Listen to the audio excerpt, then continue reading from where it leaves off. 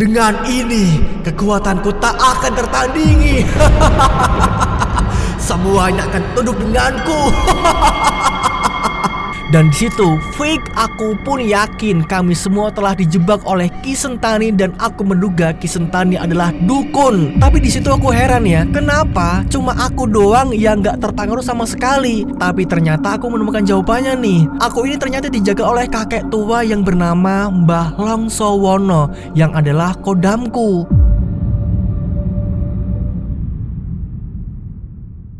Assalamualaikum warahmatullahi wabarakatuh. Selamat pagi, siang, sore, malam semuanya. Bagaimana nih kabar kalian? Semoga selalu dalam keadaan yang baik-baik saja ya. Seperti biasa, saya di sini hadir kembali untuk kalian semua untuk membawakan sebuah cerita horor untuk menemani aktivitas harian kalian. Yuk, yang sudah hadir seperti biasa absen dulu di kolom komentar ya, dengan siapa dan dari mana kotanya. Seperti biasa ya. Ada Kak Esther, ada Kak Herlina Ridwan, ada Kak Hani Bekasi, ada Mamah Dut, ada Mas Ali, ada Mas Bidin, ada Mas Eko, ada Kak Mega ya. Makasih banget semuanya yang sudah selalu absen setia menemani saya di sini. Ya, jadi kan saya kan ada temennya gitu kan kalau absen kelihatan kan. Jadi buat kalian yang belum absen, yang hanya nonton-nonton doang gitu, ya kalau bisa absen di kolom komentar ya, atau nyapa-nyapa aja gitu nggak apa-apa gitu, biar kenal aja gitu kan, dan nama kalian juga bakal disebut gitu. Oke deh, kalau gitu untuk cerita kali ini ada sebuah cerita yang sangat mengerikan banget. Cerita untuk kali ini tuh sangat brutal banget ya, karena ada adegan-adegan bacok-bacokan gitu. Ini ngeri banget semua di sini karena ada banyak berdarah gitu. Ini ada tragedi berdarah gitu di sini, banyak banget pokoknya. Jadi ceritanya itu ada sebuah desa yang desanya tuh jauh banget dari perkotaan ya, terletak di hutan belantara gitu. Di situ ada desa yang desanya itu katanya tuh desa kutukan gitu. Karena kenapa kok bisa dikatakan kutukan ya? Di situ setiap 2 bulan sekali tuh ada aja orang yang hilang tanpa sebab dan nggak pernah ketemu gitu. Kok bisa gitu? Kok bisa ya dalam satu kampung itu perlahan-lahan tuh ada warga yang hilang terus setiap 2 bulan sekali gitu. Dan ini nggak pernah terungkap apa penyebabnya gitu. Akhirnya tapi ya ada seorang remaja yang jauh dari kampung lain gitu pergi ke situ untuk bekerja. Akhirnya dia mengungkapkan sebuah misteri yang terpecahkan selama itu. Bertahun-tahun akhirnya dipecahkan misterinya oleh si pemuda ini. Wah, hebat banget ya. Kok bisa ini pemuda ini siapa nih? Seperti apa ceritanya? Langsung aja kita masuk ke dalam ceritanya.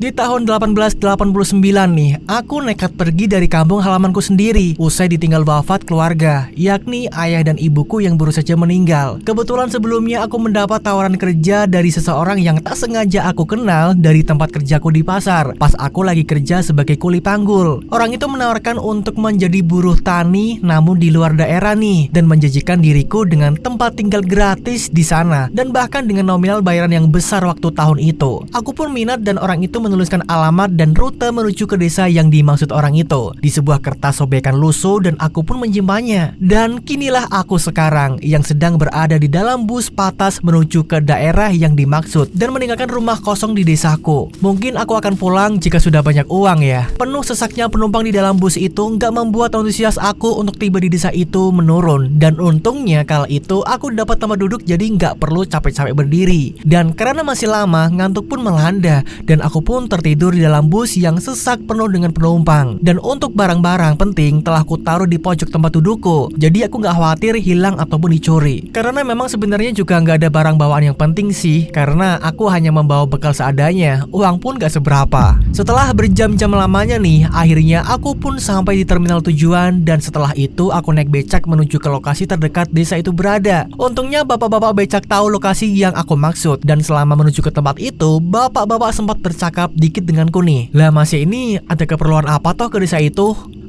Ini Pak, aku ditawarin kerja oleh seorang di tempat itu.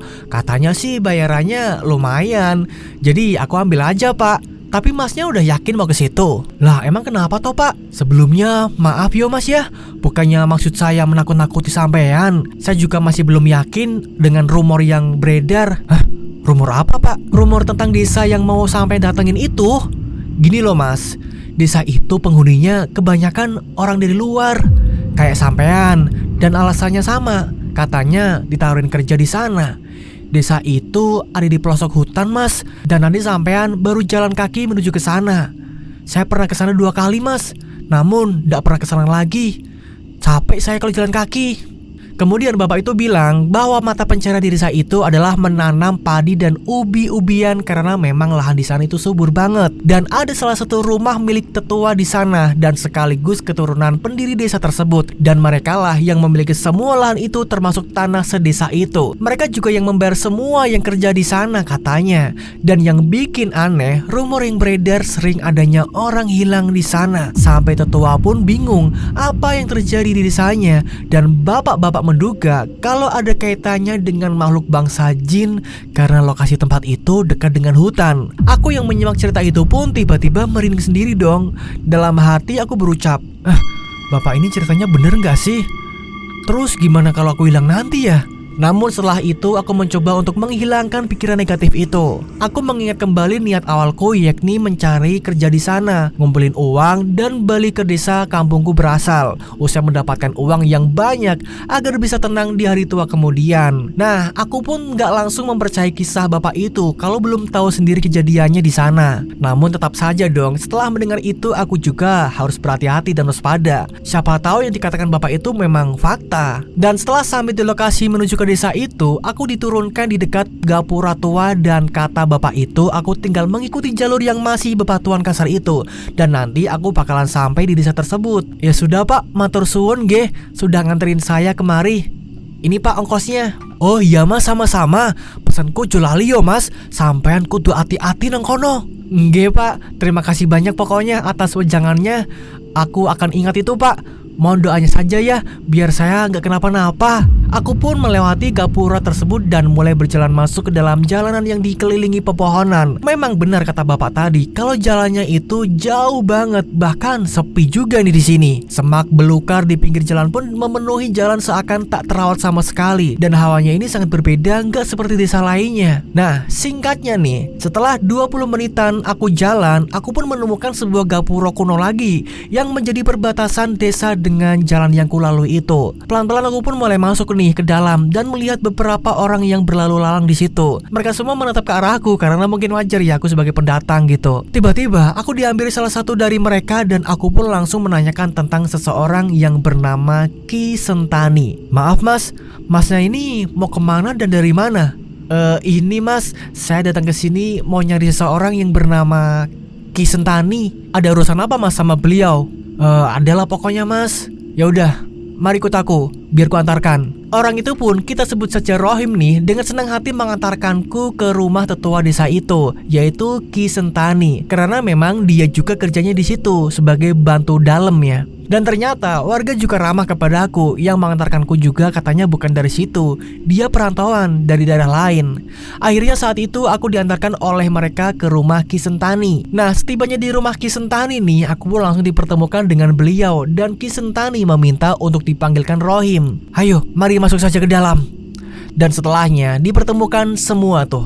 Rohim untungnya ingat denganku dan aku pun menyampaikan niatku ke situ. Dan alhamdulillah Rohim dan Ki Sentani langsung menerimaku untuk bekerja di ladang bagian ubi-ubian. Drah, sana kau antarkan Fahmi ke rumah yang akan ditempatinya nanti. Baik Ki, jawab seseorang yang bernama Mandra. Ki Sentani kemudian menyuruh Mandra untuk mengantarkanku, membawaku ke rumah yang hendak ditempatiku. Aku pun mengucapkan terima kasih dong sebelum dia pergi karena sudah mengantarkanku. Kalau begitu terima kasih banyak ya Ki. Ki Sentani pun menjawab dengan menganggukkan kepalanya dan saat itu aku langsung diantarkan oleh Mandra menuju ke rumah itu.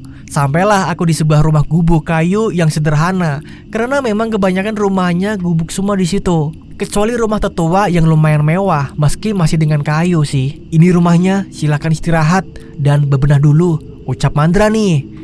Iya Ndra, terima kasih ya sudah mengantarkanku. Iya sama-sama. Kalau begitu aku pulang dulu ya. Kalau ada apa-apa jangan sungkan ke rumahku. Rumahnya ada di samping rumah ini, berjarak 3 rumah kok.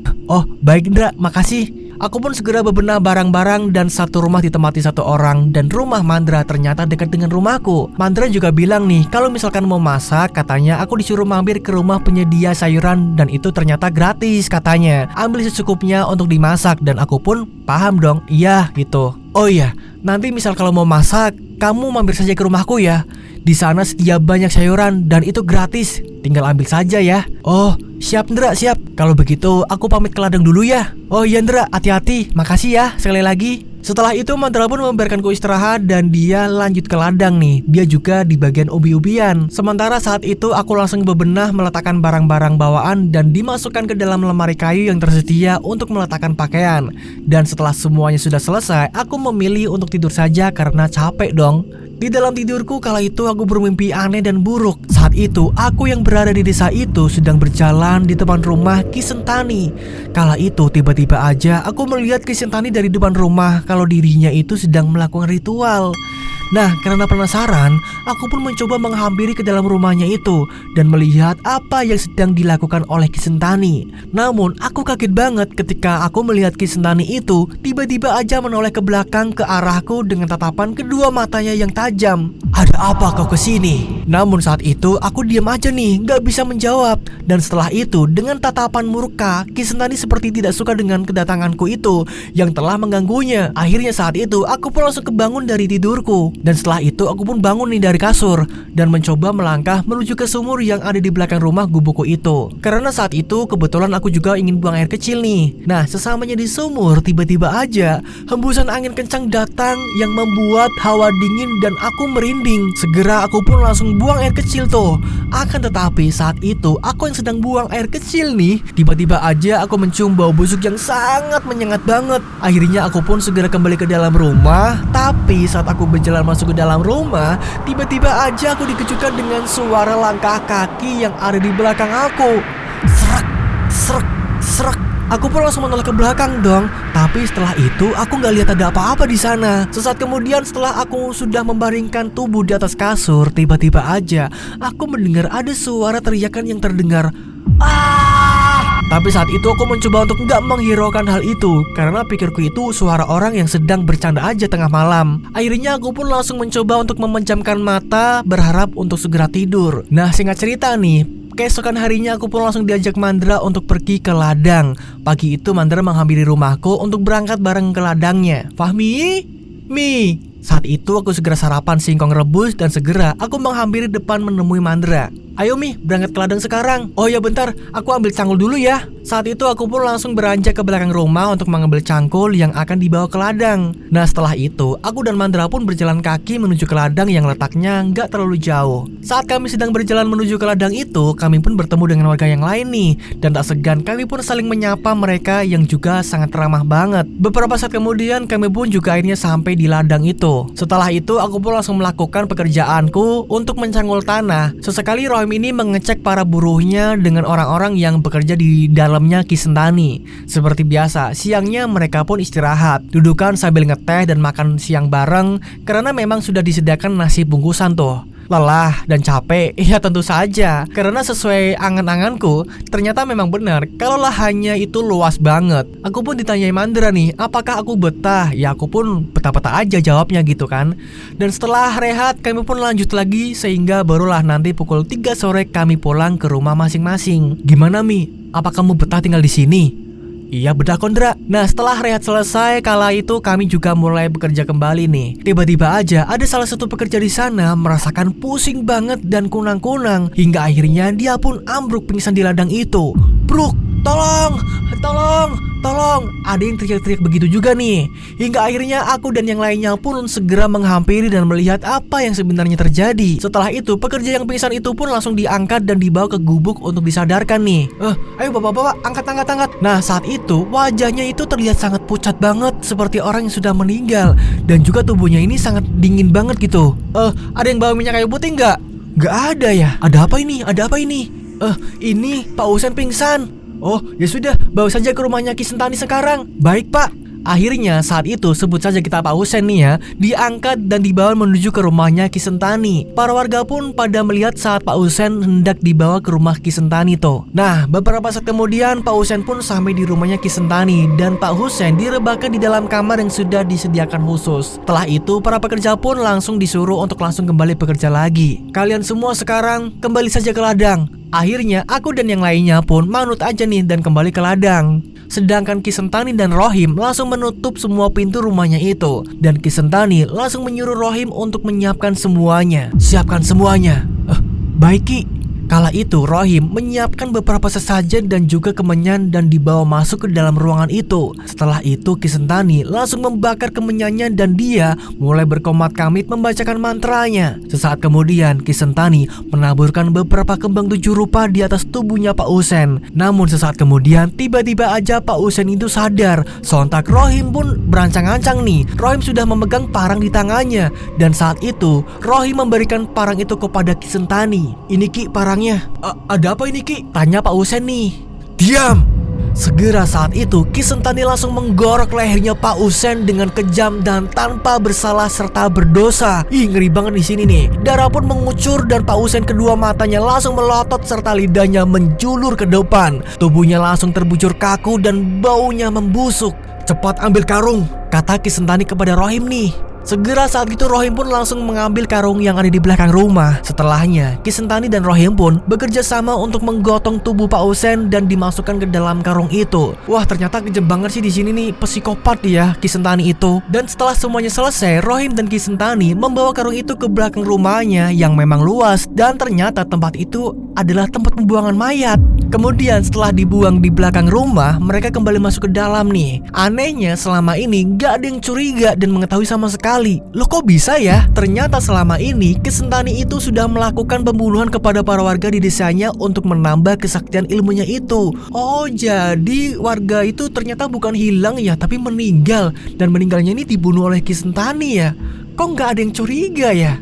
Oke, kita lanjut ceritanya. Untungnya rumah Ki Sentani itu memang berpisah jauh dari rumah warga desa yang lain. Akhirnya tidak ada yang tahu juga. Nah, singkat cerita nih, sore hari pun tiba. Aku dan Mandra segera kembali pulang ke rumah masing-masing. Saat itu aku dan Mandra yang pulang jalan kaki membuat cangkul di pundak. Tiba-tiba aja berpapasan dengan Rohim. Akhirnya aku yang penasaran dengan keadaannya Pak Usen pun aku tanya dong, Mas Rohim, saya mau nanya, gimana keadaannya Pak Usen ya? Apa dia sudah membaik? Oh, Pak Usen sudah pulang kok. Oh gitu ya, syukurlah kalau begitu. Udah duluan ya, aku ada urusan nih, ucap Rohim nih. Nah setelah itu aku dan Mandra pun kembali melanjutkan jalan pulang ke rumah. Dra, nanti malam mampir ke rumahku ya. Aku mau ngasih makanan buat kamu dari kampung. Oh iya Mi, nanti malam aku mampir deh ke rumah kamu. Nah beberapa saat kemudian aku pun sampai juga di rumah. Dan aku dudukan sejenak di depan rumah sambil istirahat dong. Setelah selesai istirahat aku pun bergegas untuk mandi karena sudah lengket dan berkeringat nih. Malamnya ketika aku sedang duduk sendirian di dalam rumah, tiba-tiba pintu rumah diketuk. Saat dibuka ternyata Mandra sudah datang. Memang tadi aku sempat nyuruh untuk mampir karena aku ini mau bagi-bagi makanan yang ku bawa dari kampung. Ya meskipun gak seberapa sih. Akhirnya malam itu pun aku dongengan dengan Mandra sambil ngemil tuh. Dan selang beberapa saat aku kembali teringat tentang kisah dari Pak Joko, bapak becak itu. Dan aku pun menanyakan tentang kebenaran orang yang katanya hilang di sini. Indra, aku mau nanya nih, apa bener di desa ini itu banyak orang yang hilang tiba-tiba ya? Kamu kata siapa Mi? Waktu itu aku diceritakan sama tukang becak yang sudah nganterin aku ke sini. Ya, emang benar. Mandra pun mengiyakan dong ternyata. Dan dia bercerita sudah beberapa kali ada orang hilang di situ.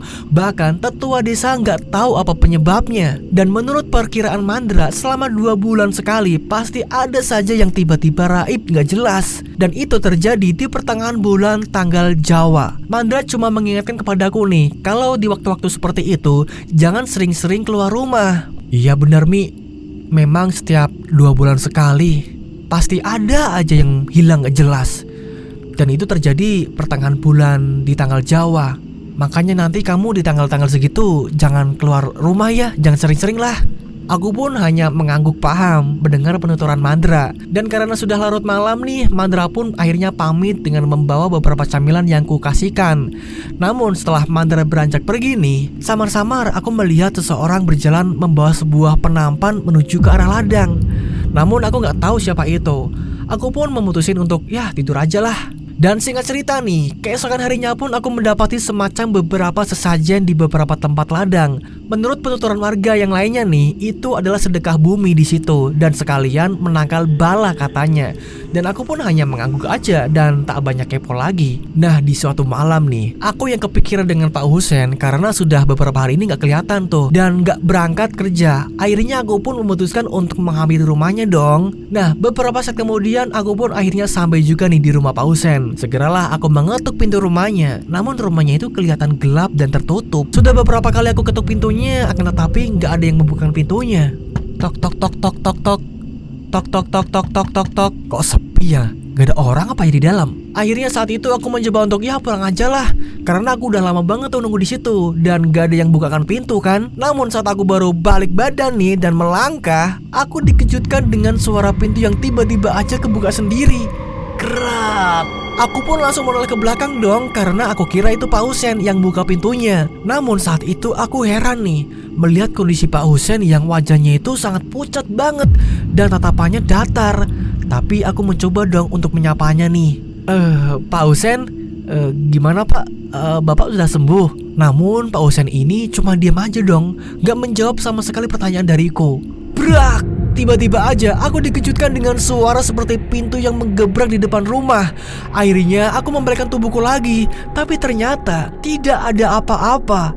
Saat aku menoleh kembali ke arah Pak Husen, betapa terkejutnya aku karena Pak Husen aja tiba-tiba menghilang dan pintu pun tertutup dengan sendirinya. Brak! Otomatis dong aku pun takut dan langsung beranjak pergi dari situ dan berjalan kabur nih. Apalagi malam itu suasananya sangat sepi banget dan tepat dengan malam Jumat Kliwon. Ternyata saat aku berjalan menuju pulang ke rumah nih, saat itu tiba-tiba aja aku mencium bau busuk yang menyengat. Dan gak cuma itu, aku juga mendengar teriakan minta tolong dengan sangat jelas banget di telingaku. Tolong! Tolong! Tolong! Suara siapa itu? Dan dari mana asalnya? Namun karena aku udah kadung takut nih dan benar-benar parno, akhirnya aku pun memutuskan untuk pulang aja lah, gak ngurus itu suara siapa. Nah, singkat cerita nih, Ki Sentani ini memiliki seorang anak yang bernama Tommy. Dan dia tinggal bersama dengan neneknya yaitu Nek Casriah, yaitu ibunya Ki Sentani. Namun Tommy dan Nek Casriah ini tinggalnya beda rumah, tapi memang masih satu desa dengan Ki Sentani. Tommy selalu digunjing tetangganya karena dia anaknya seorang yang memiliki ladang luas, tapi malah kerjanya di ladang petani yang gak seberapa. Dan itu membuat Tommy membalaskan dendamnya itu. Dan dia juga berguru dengan Ki Sentani ayahnya untuk membalaskan dendamnya itu. Ih, psikopat juga nih Tommy. Singkat cerita, pada sore harinya Tommy dan petani yang lain sudah waktunya untuk pulang nih. Dia berjalan kaki membawa cangkul yang diselempang di pundaknya itu dengan kaki yang kotor penuh dengan lumpur. Ketika hendak sampai di rumah, dia melewati rumah tetangganya nih. Di sana sudah ada banyak ibu-ibu yang sedang ngerumpi. Semuanya itu sudah terlihat cantik-cantik karena memang sudah mandi nih mereka. Tommy baru pulang. Iya bu. Tommy yang sangat lelah sore itu mendengar ucapan dan gunjingan ibu-ibu itu membuat geram dan sakit hati. Namun Tommy mencoba untuk menahan amarahnya itu karena dia nggak mau cari ribut dengan tetangganya itu. Akhirnya dia pun langsung beranjak pulang ke rumah, nggak mendengarkan ucapan ibu-ibu itu lagi. Emang biasanya ibu-ibu tuh sukanya gitu ya? Kenapa coba? Saat berjalan menuju rumah, dia masih terus kepikiran tuh ucapan ibu-ibu tadi yang membuat dirinya itu sakit hati dan ingin sekali rasanya untuk balas dendam tuh. Beberapa saat kemudian, Tommy pun akhirnya sampai juga di rumah nih. Nah, sesamanya di rumah, dia nggak lupa untuk mengucapkan salam. Akan tetapi, dia terlihat sangat lesu dan lemas, serta wajahnya itu ditekuk gitu ya. Saat itu, Nek Casriah sedang duduk di ruang tamu nih, duduk di sebuah tikar yang terbuat dari anyaman bambu. Assalamualaikum. Waalaikumsalam. Kenapa, Nang? Wajahmu kok ditekuk begitu? Ada apa? Lalu duduklah Tommy di sampingnya Nek Casriah nih. Dia menceritakan kepada neneknya itu atas kunjingan para tetangganya yang tadi membuatnya itu lemas. Tadi di rumah tetangga ada ibu-ibu yang mengunjing aku, Nek. Loh, memangnya mereka ngomongin apa, Tonang? Katanya aku ini percuma, Nek, kerja tiap hari tapi gak punya masa depan. Sudahlah, biarkan saja. Mereka memang sukanya ngomongin orang. Nenek sudah kebal dengan omongan mereka. Jangan kamu masukin ke hati ya. Tapi Nek, aku gak terima selalu dihina seperti itu. Aku kan pingin balas dendam, Nek. Sudah, jangan, Nang. Gak baik balas dendam seperti itu. Iya Nek. Tommy pun beranjak pergi ke belakang rumahnya itu untuk mandi nih, karena memang sudah lelah dan tubuhnya penuh dengan keringat yang sudah membasahi tubuhnya. Dia mandinya berada di sumur belakang rumah karena memang belum ada kamar mandi. Jadi hanya seadanya, bahkan menggunakan penutup anyaman bambu untuk menutupi saat dia mandi tuh. Nah, hari mulai gelap. Terdengar suara azan yang mulai berkumandang. Sementara Tommy ini masih mandi. Seketika, tiba-tiba aja dia merasakan hawa dingin yang merasuk ke dalam tulang karena hembusan angin. Tommy pun merinding nih, bulu kuduknya berdiri semua. Apalagi dia teringat kalau di kebun belakang rumahnya itu angker. Dia pun mempercepat mandinya tuh karena takut. Namun ketika dia menyiram tubuhnya nih lagi mandi nih, tiba-tiba aja dia melihat ada sekelebat bayangan putih yang melintas, membuat Tommy ini langsung kaget dan merinding. Saat itu dia pun segera beranjak masuk ke dalam rumahnya dong. Nah, di belakang rumahnya itu sangat gelap banget karena nggak ada penerangan sama sekali nih. Ketika dia beranjak masuk ke dalam rumah, tiba-tiba aja dia mencium bau busuk yang sangat menyengat ke dalam hidung. Baunya itu kayak deket banget di depannya dia gitu. Tiba-tiba aja di sini Tommy mendengar ada suara dengkuran yang sangat jelas sekali di sampingnya itu, dan dia merasakan ada tiupan angin di tengkuk lehernya itu. Perlahan-lahan dia pun mulai ke arah belakang nih, dan ternyata ada sosok pocong yang berdiri di belakang tubuhnya. Wajahnya itu sangat menyeramkan, berwarna hitam dan mulutnya itu menganga. Sesaat kemudian Tommy yang sudah takut banget nih, dia pun lari terbirit-birit nih masuk ke dalam rumah, yang membuat Nek Casria itu yang baru pulang dari musola pun kaget. Ada apa Nang? Apa Nang? Ngomong yang jelas dong. Ada hantu pocong Nek. Namun saat itu Nek Casriah langsung masuk ke dalam bilik kamarnya, nggak peduli dengan apa yang diucapkan oleh Tommy tuh. Sementara Tommy nafasnya ini masih nggak beraturan tuh, dan jantungnya itu masih berdegup kencang nih, duk duk duk. Nah, setelah merasa tenang, dia pun masuk ke dalam kamarnya nih untuk melaksanakan sholat. Singkat cerita nih, Tommy yang gak kuat dengan gunjingan tetangganya itu, akhirnya dia pun nekat untuk membalaskan dendam dan rasa sakit hatinya itu. Dan semenjak itu, Ki Sentani akhirnya tahu. Akhirnya dia mengajarkan ilmu untuk Tommy dan dia mendukung aksi anaknya itu. Memang bapak sama anak sama aja ya. Bapaknya Tommy, yaitu Ki Sentani, mendukung anaknya untuk membunuh para warga tetangganya itu karena itu juga nanti akan untung bagi Ki Sentani karena ilmunya itu akan bertambah sakti. Dan di dalam rumahnya itu, dia siapkan ruangan khusus untuk melakukan ritualnya. Dia siapkan nih sebuah bubuk dari bakaran kayu khusus. Dan malam harinya, Tommy masuk ke dalam ruangan ritual yang ada di dalam rumahnya itu untuk membalaskan dendamnya nih. Di dalam ruangan itu udah ada sesajen kemenyan dan benda-benda pocongan serta benda pusaka yang ditata rapi olehnya. Lalu Tommy duduk bersila di hadapan sesajen itu dan kemenyan yang sudah dibakar.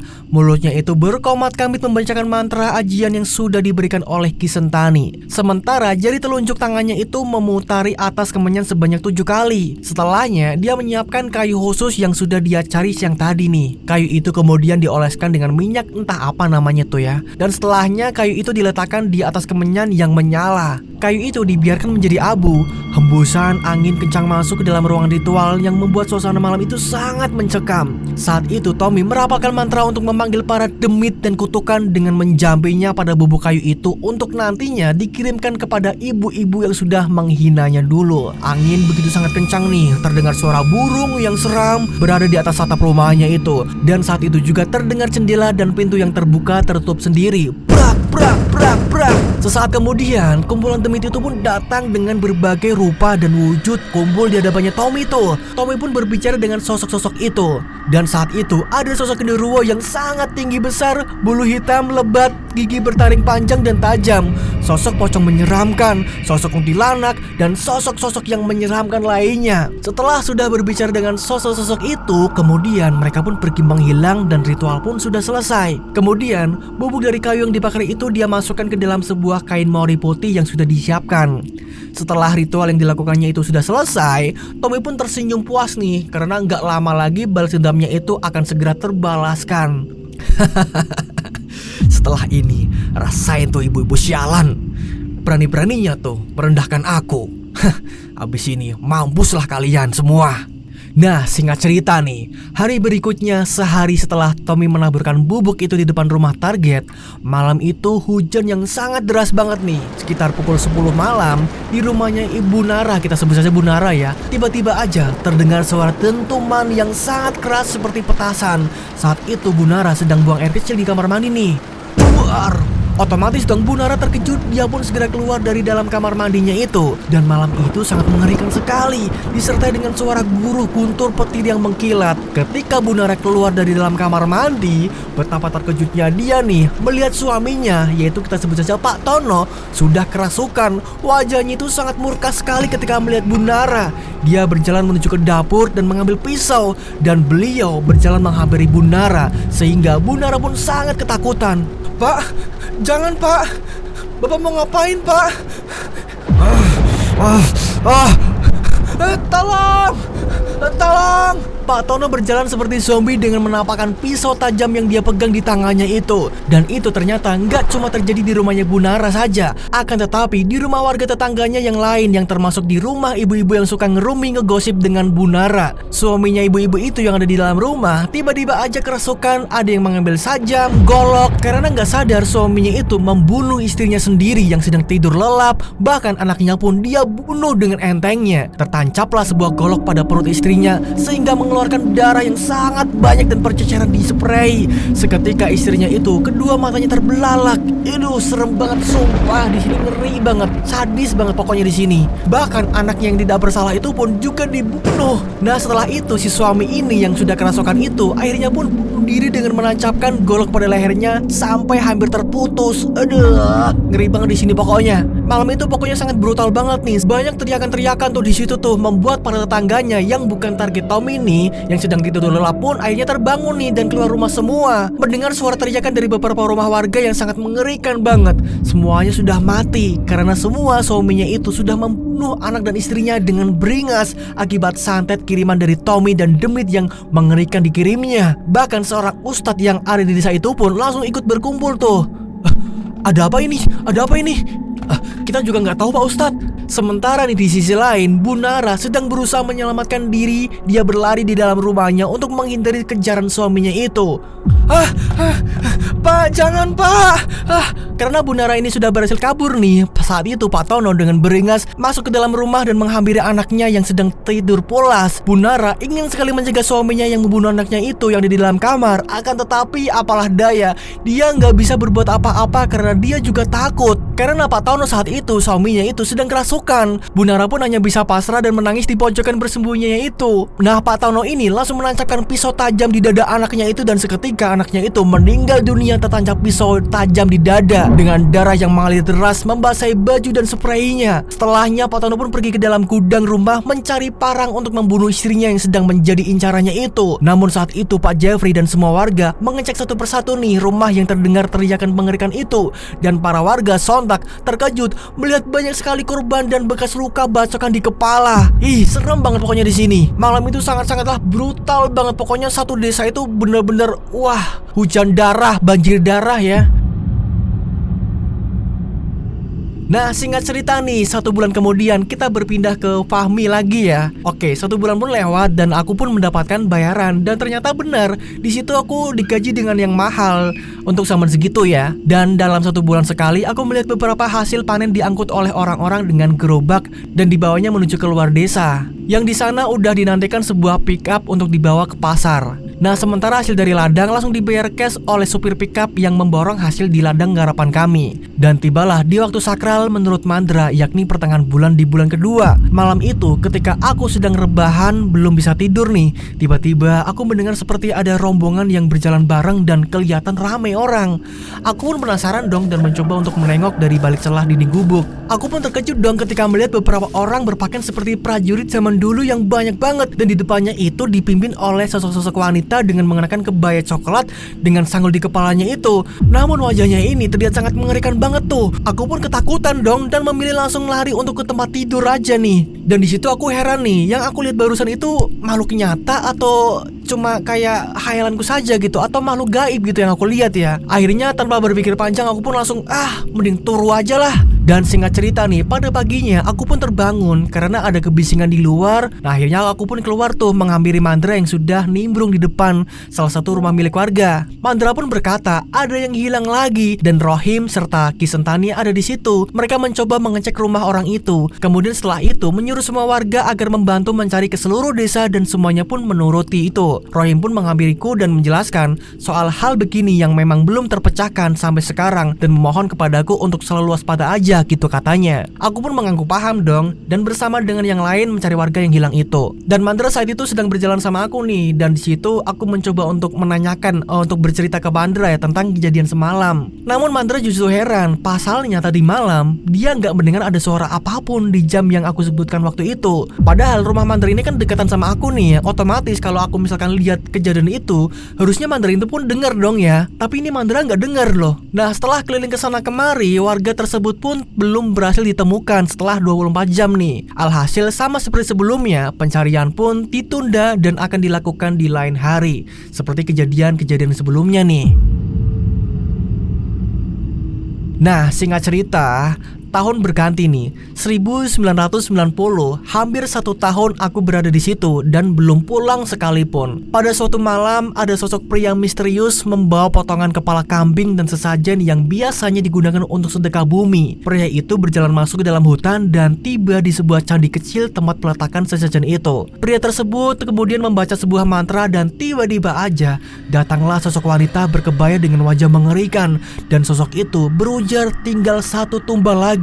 Semuanya akan dimulai, yakni tragedi berdarah. Setelah itu sosok itu pun pergi dan si pria misterius itu pun juga pergi entah kenapa. Nah singkat cerita nih, 2 bulan kemudian 1 orang pun kembali hilang lagi tuh. Aku pun udah melihat hal itu berkali-kali nih, jadi nggak terlalu kaget lagi tuh tentang hal seperti itu. Nah hingga pada suatu hari tragedi pun terjadi. Pada suatu malam nih, langit gelap, kala itu angin malam yang kencang tak seperti biasanya. Kini diriku dibuat terkejut ketika nggak sengaja melihat Ki Sentani dari balik jendela. Ki Sentani yang ditemani oleh Rohim dan beberapa orang di dalam lainnya pun duduk di tengah desa dan tersaji beberapa nampan sesajen di sekitaran itu. Dan kelihatan mereka berada di sebuah lingkaran yang entah mereka buat untuk apa tuh. Namun setelah itu mulai terdengar teriakan-teriakan dari rumah-rumah warga. Aku pun juga panik mendengar hal itu. Pasalnya tidak hanya 1 rumah, melainkan hampir setiap rumah, namun diriku nggak berani keluar. Dan kini aku pun mulai curiga dengan Rohim dan kawan-kawannya yang kayaknya adalah dalang di balik semua ini, pikirku kala itu.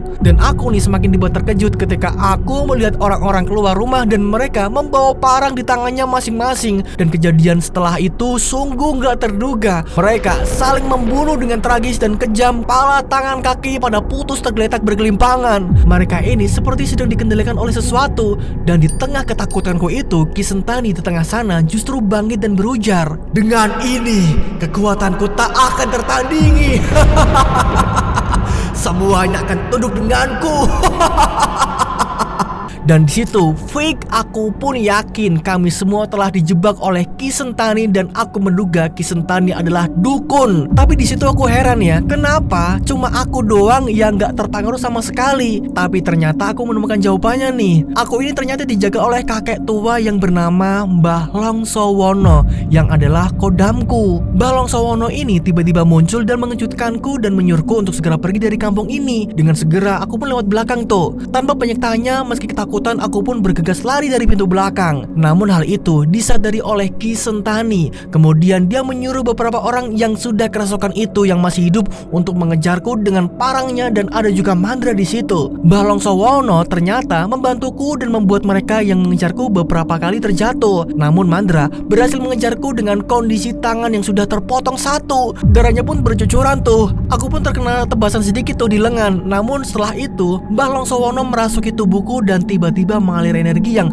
entah gimana rasanya, dan tubuhku itu bergerak sendiri melempar Mandra sampai terpental jauh tanpa menyentuhnya. Aku pun sudah melihat apa yang dialami Mandra, namun tak ada cara lagi. Aku harus bisa keluar dari sini dan membongkar semuanya. Setelah itu dengan bantuan energi Mbah Longsowono yang masih merasukiku, tubuh ini berlari kencang menjauh dari desa terkutuk itu. Nah singkatnya nih, usai berjalan berjam-jam dengan luka sayatan di lengan aku berhasil sampai di permukiman yang jauh dan sudah dekat dengan perkotaan di situ. Ketika Mbah Longsowono keluar dari dalam ragaku, aku pun terjatuh tersungkur di tepi jalanan dengan kondisi yang lumayan parah. Nah, singkat cerita nih, setelah aku terbangun, aku melihat di ruangan yang serba putih. Ternyata aku berada di puskesmas dan RT setempat. Aku menjelaskan pada mereka bahwa sekitar ada 5 orang dalang di balik itu semua, termasuk Rohim dan Gisentani, yang bahkan penduduk yang selamat cuma aku seorang. Yang lainnya udah meninggal tuh. Aku juga menuturkan kalau Gisentani tetua di sana adalah seorang dukun yang sedang mencari kesaktian. Akhirnya, kecurigaan warga kini pun semakin kuat dan mereka kemudian melaporkan kejadian itu ke polisi setempat untuk menindaklanjut kasus itu. Namun aku nggak mau tuh menemani proses itu karena aku takut kembali lagi ke sana. Akhirnya aku pun diperbolehkan untuk pulang kampung nih setelah sembuh karena aku juga udah memberikan keterangan sedikit kepada kepolisian. Nah, singkat cerita nih, kini aku pun telah kembali ke kampung dan mencoba melupakan kejadian kelam itu dan hal yang masih membuatku heran. Siapa sebenarnya sosok kakek-kakek yang menjagaku itu? Kok dia bisa gitu? Aku juga baru tahu saat itu. Dan aku juga heran ya ketika aku buka tas ternyata aku udah membawa uang hasil dari kerja di situ. Padahal saat aku kabur itu, aku nggak merasa kalau aku tuh memasukkan uang sebanyak itu gitu. Tapi alhamdulillah ya dengan uang itu akhirnya aku bisa membuka usaha di kampungku sendiri. Nah, karena aku pusing nih memikirkan siapa kakek-kakek Mbah Longsono itu, akhirnya aku nggak terlalu memikirkan dia lagi. Yang penting aku bersyukur karena aku masih selamat dari kejadian yang tragis di desa tersebut. Sangat brutal banget tuh. Dan aku mengenang kejadian tragis itu dengan nama Tragedi Dukun Berdarah tahun 1990. Dan cerita pun akhirnya selesai, tamat. Oke teman-teman, makasih banget nih buat kalian yang sudah mendengarkan ceritanya dari awal sampai akhir. Semoga semuanya kalian terhibur. Gimana nih pendapat kalian tentang cerita ini? Tulis di kolom komentar ya. Dan jangan lupa juga nih yang belum absen, yang lupa nih belum absen ya, silahkan absen dulu di kolom komentar dengan siapa namanya dan dari mana kotanya, biar saya sebut dalam video nanti kita juga saling kenal gitu ya. Oke, mungkin itu aja ya untuk cerita kali ini. Ternyata seru juga sih ceritanya, sangat brutal banget untuk kali ini gitu ya. Aduh, selama ini kayaknya udah lama nih gak cerita-cerita yang kayak berdarah-darah gitu ya. Ngeri banget sih ini. Nah, karena durasinya juga udah cukup lama nih, mungkin ini saatnya untuk saya di sini untuk pamit undur diri dulu. Terima kasih banget yang sudah nonton, terima kasih banget yang sudah setia ya, yang tanpa skip. Makasih banget buat semuanya. Kalau gitu saya mengucapkan akhir kata, wassalamualaikum warahmatullahi wabarakatuh. Ingat ya, hidup hanyalah ilusi.